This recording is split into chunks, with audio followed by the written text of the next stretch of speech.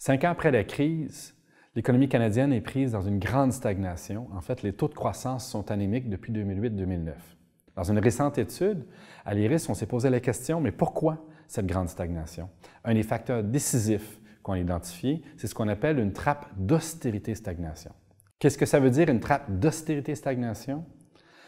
C'est une situation où la poursuite de l'équilibre budgétaire en coupant dans les dépenses, c'est-à-dire par des compressions budgétaires, ralentit l'économie canadienne. Ralentissant l'économie canadienne, ça diminue les recettes de l'État fédéral.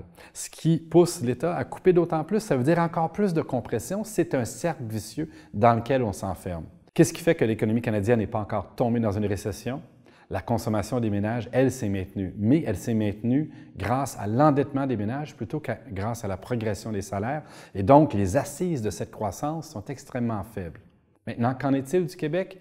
Eh bien, la poursuite du déficit zéro, l'obsession de l'équilibre budgétaire amène le Québec aussi à adopter des politiques d'austérité, à couper dans les dépenses, à couper dans les investissements. Ce faisant, on risque de s'enfermer, nous aussi, dans une trappe d'austérité-stagnation. Pour en savoir plus, vous pouvez télécharger l'étude gratuitement sur le site de l'IRIS.